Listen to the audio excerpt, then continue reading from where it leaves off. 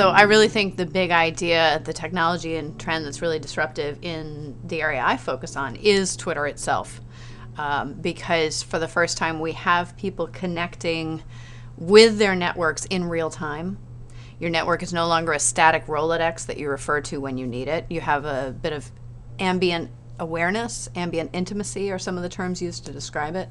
One of the ways in which I see this new frictionless communication changing how people are able to work and live is a greater ability to remain in touch with your network and a greater ability to cultivate not only loose ties, but actually forming new relationships based on very trivial low-level interactions that I draw an analogy to the village.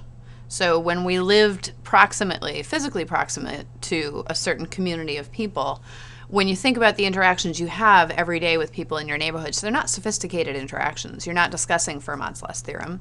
You're saying hello at the dry cleaner. You're talking over a cup of coffee or inquiring about each other's children. I just read about some interesting work on reciprocity, a study they did in the 70s where they took two strangers, and one was in a situation of peril, and they waited to see if the other one would intervene. And then they ran it again, but the two strangers passed in the hallway first and simply said hello. And that tiny, tiny bit of interaction dramatically increased the reciprocity. So even the very random, trivial interactions people are having in these networks turn out to contribute to a longer-term value. Would the Twitter-like scenario work in the third world? Because I think one of the tremendous values that could come out of systems like this is the ability to connect more marginalized communities to more opportunity.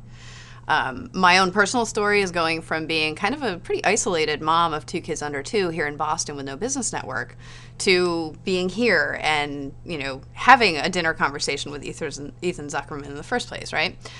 So it opened up to me a lot of mentoring, a lot of professional development, a much broader professional network.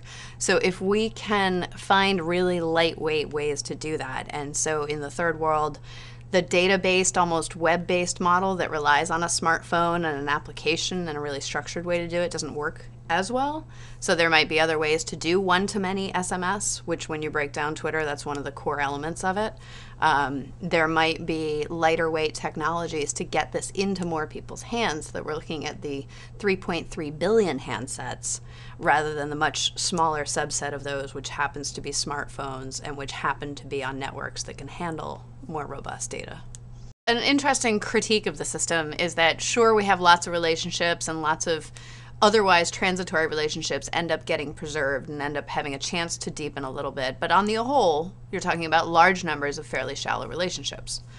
I can really only comment on my own experience, which has been, yes, a massive, unscalable, almost unmanageable pool of relationships. I have about 11,000 readers, and I feel quite badly that I don't scale up and I can't really treat each one as a normal one-to-one personal relationship.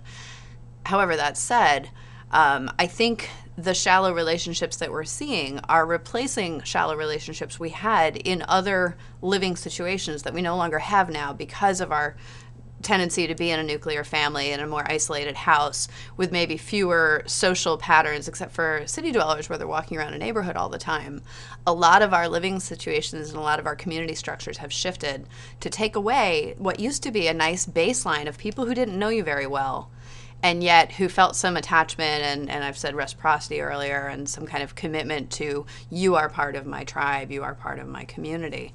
And I would say in my own life, again, on that platform of all those shallow relationships, more substantial relationships, quantity-wise, have popped up than I had in my life before I had that platform.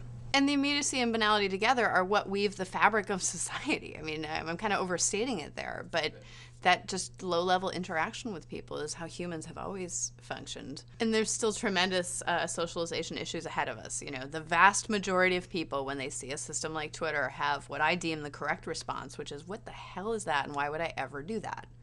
And it's not until we can kind of trot out the stories of the value it's bringing to people's lives, both on a personal sense and a business sense, that it starts to make sense, and people say, well, I might try that model. One of the interesting things in my work is people saying, well, what's the business use of Twitter? And, you know, depending on how irreverent I'm feeling that day, I snap back, what's the business use of email? There isn't one. There's millions.